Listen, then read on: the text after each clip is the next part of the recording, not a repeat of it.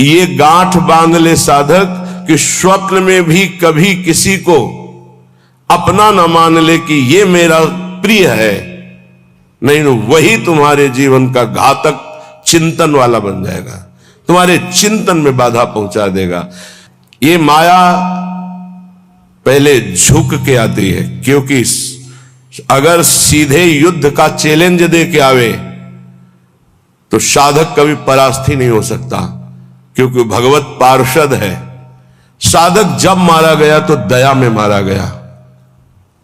इन शब्दों को बहुत ध्यान से सुनना। ये सत्संग है भगवत प्राप्ति के लिए, चाहे गृहस्थ साधक हो या विरक्त साधक। कभी माया ऐसे चैलेंज करके नहीं आती संतों के पास, साधकों के पास, भक्तों के पास, क्योंकि जानती चैलेंज करने पर इनका स्वामी खड़ा हो जाएगा, और स्वामी साथ खड़े तो वो दासी है माया, सामने टिकेगी नहीं, भाग जाएगी। वो बड़ी चतुरता से आती, प्रवीणता से झुक के आती है और झुका के रौंद के जाती है। ये लिख लो कागज में, चाहे दिमाग में लिख लो। झुक के आती है और झुका के रौंद के रुला के फिर उन संतों का अनुभव निकलता है। स्वप्न में भी कभी किसी को अपना ना माने। यहां जीवन में बात लिख लेनी चाहिए, ये अनुभव की बात है। विक्षेप त्रिभुवन में कोई नहीं डाल सकता, विक्षेप वही डाल सकता है जिसको अपना माना है, बस। वो चाहे वस्तु हो, चाहे व्यक्ति हो, चाहे स्थान हो, जिसे अपना मान लोगे वही तुम्हारे भगवत चिंतन में बाधा खड़ी कर सकता है, अन्यथा किसी की ताकत ही नहीं है। और हम अपना कब किसको मानते हैं? जब कोई झुक के रो के आता है तो दया से द्रवित होकर के जे भी उसे स्वीकार करता है तो उसकी दया का दुरुपयोग करके रौंदते रौंदते उसे भगवत विमुख करने की पूरी चेष्टा की जाती है। ये माया है। इसलिए असंगोहम पुरुषः, जिसने ये ब्रह्म सूत्र अपने जीवन में धारण किया, ये हम बहुत चूक की बात बता रहे हैं। दया बिना साधु कसाई, दया करी तो आफत आई। जीवन में ये अनुभव की बात बता रहा हूं। जब कभी चूक हुई है तो दया के कारण हुई है, और जब कभी कोई विघ्न साधना में पड़ता है तो साधु की दया उसे फंसाती है। इसलिए वो दया जो हमारे प्रभु के चिंतन में बाधा पहुंचा दे, कभी नहीं। दया दूर से करनी चाहिए। उपदेश कर दे भगवान नाम वाणी लीला का और छोड़ दे। पर होता क्या है, ये समर्थों को उपदेश दिया जाता है। जिनको अपने बल से उठाकर भगवत प्राप्ति करानी होती है उनको उपदेश नहीं दिया जाता, उनको गोद में लेके चला जाता है। पर ऐसे गोद में लेकर चलने के लिए चाहे अपनी दुर्गति हो जाए पर उनकी दुर्गति ना होने पावे, ऐसा स्वभाव संतों का, तो उनको दुख भोगना पड़ता है। यद्यपि उनकी महानता है पर उनको दुख भोगना पड़ता है। ये संसार उनको रुलाता है, ये संसार उनको पीटता है, ये संसार उनको मारता है, संसार उनके शरीर को नष्ट कर देता है। कितने उदाहरण हैं। अगर साधक निर्विघ्न परमात्मानंद में स्थित होना है तो दया किस पे करनी है? किसी पे नहीं। क्यों? क्योंकि सब भगवान का स्वरूप है। हम खुद दया के पात्र हैं, सब हम पर दया करें। हाथ जोड़ के त्रणादपि सुनिचेन तो निकल जाओगे। यदि वो रो रहे हैं या ऐसी युक्तियां पेश कर रहे हैं, उपासक को चाहिए इस जाल में न फंसे। महाप्रभु चैतन्य देव, बड़े बड़े आद्य गुरु भगवान शंकराचार्य, बड़े बड़े महापुरुषों के जीवन चरित्रों में दे पाया गया कि केवल वही घर में थे, केवल वही। लेकिन प्रभु के विधान को मानकर मंगल में संन्यास धर्म का अवलंबन लेकर छोड़। सची माता ने तो यह भी कहा था कि बेटा पानी की तो बात जाने दो, अगर हम मरना चाहें तो कोई जहर देने वाला भी नहीं। विष्णु प्रिया तो अभी नवीन बालिका है और मैं वयोवृद्धा हूं, और जानते हो तुम्हारे सिवा कोई है। तो उनका मां श्री कृष्ण मुझे प्रेरित कर रहे हैं, मैं रुक नहीं सकता, आपको अनुमति देना होगा। ऐसे भगवान शंकराचार्य जी ने कहा, मां भगवान शंकर प्रेरणा कर रहे हैं, मुझे सन्यास लेना ही होगा। तो उनका बेटा, मेरा तो कोई नहीं है, ना कोई और पुत्र है, ना तेरे पिता है, कोई नहीं है, और केवल तू ही है। तो उनका, मां बिना अनुमति के सन्यास लिया नहीं जाता, और आपकी अनुमति अनिवार्य है, तो क्या आप मुझे अनुमति नहीं देंगी? तो बेटा कैसे दे सकते हो? तो चलो मां गंगा स्नान करने चलते। गए तो वो तो महायोगी थे, मगरमच्छ प्रकट कर दिया। बोले मां मुझे मगरमच्छ खा रहा है। अरे बोले बेटा मैं वृद्धा हूं, कैसे बचा सकती हूँ? बोले सन्यास की अनुमति देके कह दो सन्यास। बोले बेटा मगरमच्छ से तो अच्छा है तुम जिंदा रहो, सन्यास ले लो। अनुमति हो गई, मगरमच्छ चलता, ध्यान हो गया। तो उनका बेटा, अंतिम संस्कार करने वाले तो तुम ही हो। तो उनका, मां वचन देता हूं कहीं भी होऊंगा और सुनूंगा कि मां का शरीर पूरा हो रहा है, तो अंतिम संस्कार मैं करूंगा। आकर के दंड रख करके शिष्य को दे करके भगवान शंकराचार्य ने मां का संस्कार किया। रुददपि पित्र मात्र बंधु पुत्रादिक अपहाय निशम्य नारहदत्तिये। कोई युक्ति तुम्हें भगवान मार्ग से विमुख न कर पावे। बड़े प्रलोभन, बड़े भय, कमर कस के चलना इस मार्ग में। श्रीपाद कह रहे हैं, हृदय परम कठोरताम दधानो द्रुत मवलोकय कृष्ण केलि कुंजम। हृदय परम कठोरताम, इस मार्ग में चलने वाले को हृदय को बहुत कठोर रखना पड़ता है, और कठोर ऐसा जैसे नारियल, अंदर एकदम कोमल, बाहर एकदम कठोर। बाहर नारियल जैसा रहे ना, नारियल का देखते हो जटा, फिर कठोरता उसकी खप्पर की, और अंदर देखो बड़ा मुलायम मीठी गरी। ऐसे संत होते हैं, हृदय से एकदम कोमल, बाहर से एकदम कठोर, उनको जल्दी कोई पहचान नहीं सकता। हृदय परम कठोरताम दधानो द्रुत मवलोकय कृष्ण केलि कुंजम। यदि तुम मेरी ये बात मान गए और हृदय को कठोर कर लिया और ममता का त्याग करके निरंतर भजन किए, तो इसी जन्म में तुम श्री कृष्ण केलि कुंजम, श्री कृष्ण केलि कुंजम क्या, राधा केलि कुंजम, हाँ श्री राधा केलि कुंजम प्रवेशम, प्रवेश हो जाएगा श्री जी की केलि कुंज में। ये संपूर्ण वृंदावन राधा केलि कुंज है, प्रियालाल की केलि कुंज है। मान जाओ, हम ये नहीं कह रहे कि हमारे भाव कहने का कि आप सन्यास ले लो, नहीं ये कह रहे। हृदय को मोह ममता रहित करके उन्हीं के बीच में रखकर उनकी सेवा करते हुए खूब भजन करो। बोले तुमने क्यों नहीं किया? हमारे भाग्य में लिखा था। ये तुम्हारे लोगों के भाग्य में लिख दिया है। किसने लिखा है? ब्रह्मा ने नहीं लिखा, गुरु ने लिखा है। ये ब्रह्मा के लिखे भाग्य से नहीं। कुंडली देख लो अपनी, निकलवा लो कुंडली, उसमें लिखा हो कि बाबा जी बनेगा तो हमें बताना। ये गुरु भाग्य बदल दिए। ये संत जन जहां जाते हैं ना, नारद सिख जे सुनहि नर नारी,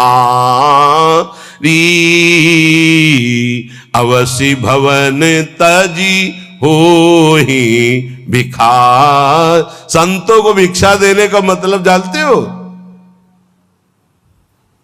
संचित कर्म, क्रियमाण कर्म सबका नाश और महाभागवत पदवी प्रदान कर देना।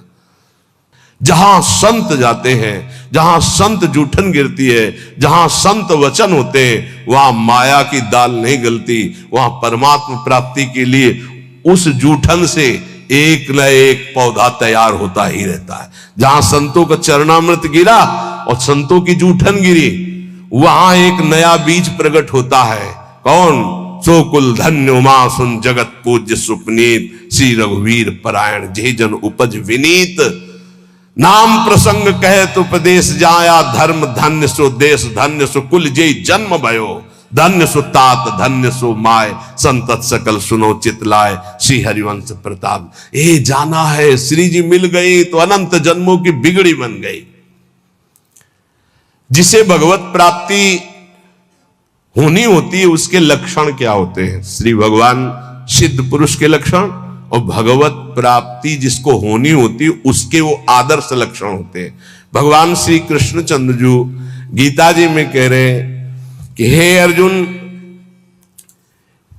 यदृच्छालाभ संतुष्टो, ये बहुत सुंदर श्लोक है, जीवन में उतारिएगा। यदृच्छालाभ संतुष्टो द्वंद्वातीतो विमत्सरः, समः सिद्धाव सिद्धौ च कृत्वापि न निबध्यते। यदृच्छालाभ संतुष्ट, हे उपासक, ये सिद्ध महापुरुष के लक्षण है और उपासक को ये धारण करना चाहिए जिसे भगवत प्राप्ति करनी है। यदृच्छालाभ संतुष्ट, हम जो साधना कर रहे हैं, चाहे गृहस्थ धर्म से युक्त होकर चाहे विरक्त धर्म से युक्त होकर, यदृच्छालाभ संतुष्टो, अब भगवान की इच्छा से सुख दुखे समय कृत्वा लाभालाभ हो जया जय हो, जय हो या पराजय, लाभ हो या हानि, सुख हो या दुख, संतुष्टाय इनके इनवा, मुझे संतुष्ट रहना, प्रसन्न रहना है, सुख और दुख में, लाभ और हानि में, जय और पराजय में। ये हमारी साधना की कसौटी है। साधना में पराजित हो गया और शांत है, यही तो साधुता है। यदृच्छालाभ संतुष्टो, हम फल प्राप्ति का उद्देश्य रख करके अगर साधना करेंगे तो हम विक्षेप को प्राप्त हो जाएंगे। ध्यान देना, हमको समता पर ध्यान देना है, यह है साधना का फल, और इस पर ध्यान प्राय नहीं। समता का क्या मतलब? हार और जीत में समान, लाभ और हानि में समान, सुख और दुख में समान। ये भगवान के वचन है। सुख दुखे समय कृत्वा लाभा लाभो जया जय, चित्त विक्षेप में या आनंद में समान, परिस्थिति बिगड़ी हुई या सही समान, कोई साथ दे रहा है या नहीं समान, साधना का फल मिल रहा है या नहीं समान। अरे 20 साल हो गए अभी वही काम क्रोध लोभ, समान वृत्ति, विक्षेप नहीं, शांत। यदृच्छालाभ संतुष्टो द्वंद्वातीतो विमत्सरः, बहुत अमृतमय। हम साधना कर रहे हैं, अनुकूलता मिले या प्रतिकूलता, लाभ मिले या हानि, मान मिले या अपमान, स्तुति मिले या निंदा, विकार है या निर्विकार, पर हमारी स्थिति में फर्क नहीं पड़ेगा, हमारी निष्ठा पे फर्क नहीं पड़ेगा, हमारी श्रद्धा पे फर्क नहीं पड़ेगा। यदृच्छालाभ संतुष्टो, पकड़ो पकड़ो इस बात को, अभी आनंदित रहोगे। हमें मतलब है नहीं अपने हृदय से, क्यों नहीं मतलब है? हमने दे दिया ना प्रभु को। बोले हमारा मन शांत नहीं, तो तुमने दिया क्या? यार किस तरह झूठे दानी हो। शरणागति तो यही से होती, तनुवांग मनोभिरमलई सोहम तयुवाश्रिता, शरीर मन वाणी कर्म प्राण सब कुछ प्रभु को समर्पित, मैं सहित। अब हमारा क्या, ये तो हरि का है, प्रियाजू का है। फिर सुन लो, योगी सांगोपांग साधना करता है, साधना में कायरता नहीं है, लेकिन फल में अनुकूलता हो या प्रतिकूलता, लाभ मिले या हानि, मान मिले या अपमान, स्तुति हो या निंदा, जो कुछ भी हो उस समय अंतःकरण में सम रहना, यह साधना की उत्तम अवस्था है। असंतोष पैदा ना होने पावे। ये तो हुई विरक्त साधक या भगवत भक्त की। अगर गृहस्थ में है तो जैसे उत्तम व्यापार करता है, व्यापार में घाटा हो जाए या लाभ हो जाए तो भूले नहीं, घाटा हो जाए तो प्रभु को भूले नहीं, समान भाव। फिर हम प्रयास करेंगे। अंतःकरण बिगड़ना नहीं चाहिए, श्रद्धा नहीं बिगड़नी चाहिए। हर एक परिस्थिति में तुम्हारा अंतःकरण अपनी आराधना में लगा रहना चाहिए, तो उसके हृदय में जो फल होगा उसका नाम होगा समता, जो भगवत प्राप्ति का स्वरूप है। ऐसा नहीं कि लाभ का और हानि का उसे ज्ञान नहीं होता, होता है, पर उसको दुख नहीं होता। किसको? जो भगवद आश्रित भजन करने वाला होता है। लाभ होने पर अभिमान नहीं होगा, हानि होने पर दुख नहीं होगी, जय होने पर फूलेगा नहीं, पराजय होने पर निराश नहीं होगा। परिणाम में सुखी दुखी ना होना यह साधक का लक्षण है, परिणाम में सुखी दुखी होना यह संसारी पुरुष का लक्षण है। साधक का अंतःकरण अनुकूलता प्रतिकूलता के असर से ऊपर होता है। संसारी पुरुष का हृदय अनुकूलता पे हर्षित होता है, प्रतिकूलता पे रोता है, शोकित होता है। तुम संसारी पुरुष नहीं हो, घबराना नहीं, क्योंकि तुम साधक हो, भगवान के शरणागत हो, अंतःकरण में तुम्हारे ऊपर कोई प्रभाव नहीं पड़ना चाहिए अनुकूलता या प्रतिकूलता का। ये कब? जब पापाचरण नहीं होंगे तब। पापाचरण होंगे तो केवल बातें सुनोगे, इसका प्रभाव पड़ेगा।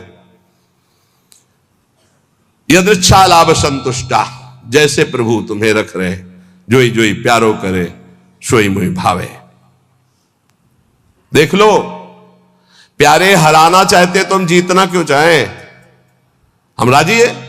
प्यारे दुख में रखना चाहते तो हम सुखी क्यों होना चाहें? हमें दुख वो सुख से भी बढ़कर है जो हमारे प्यारे हैं। बने तो रघुबरते बने, वो बिगड़े तो भरपूर। हम उस बिगड़ने पर भी सुखी हैं क्योंकि प्रभु के विधान से हो रहा, मैंने थोड़ी सोचा है। यदृच्छा लाभ संतुष्टा, पहला बैठा लो, किसी भी स्थिति में विचलित नहीं होना। किसी भी स्थिति में नहीं, ऐसा नहीं होता। लाभ हो या हानि हो, अनुकूलता हो या प्रतिकूलता हो, मान हो या अपमान हो, निंदा हो या स्थिति हो, समान भाव रख के तब माना जाएगा इष्ट प्रेम या गुरु प्रेम। जोई जोई प्यारो करे सोई मोई भावे। ये कोई सरल भाव नहीं है। प्यारे ने कैंसर दे दिया भावे, भगाओ, जोई जोई प्यारो करे सोई मोई भावे। अनुकूलता में तो सब गाते हैं जोई जोई प्यारो करे सोई मोई, प्रतिकूलता में गाओ जोई जोई प्यारो करे सोई मोई भावे। आगे कह रहे द्वंद्वातीतो विमत्सरः, जो भगवान का भक्त होता है उस पर किसी भी द्वंद्व का प्रभाव नहीं पड़ता, सिद्ध महापुरुष पर। पूज्यपाद श्री उड़िया बाबा जी महाराज, प्रभुदत्त ब्रह्मचारी जी ने बहुत बड़ा संत संगोष्ठी रखी थी जिसमें हरि बाबा और उड़िया बाबा भी पधारे थे। तो उस समय एक सन्यासी महान जो भारत में यश प्राप्त किए हुए थे, उनके गुरुजन, सिद्ध महापुरुषों की स्वाभाविक यश कीर्ति होती रहती है, तो उससे जो भगवत तत्व के ज्ञान होना और भगवत तत्व का बोध होना, इसमें अंतर होता है। तो भगवत तत्व के ज्ञानी थे वो, पर भगवत तत्व बोध संपन्न महापुरुष तो उड़िया बाबा थे। उन्होंने बस समस्या इतनी थी कि हरि बाबा जब घंटा बजाते थे तो सबसे पहले ओ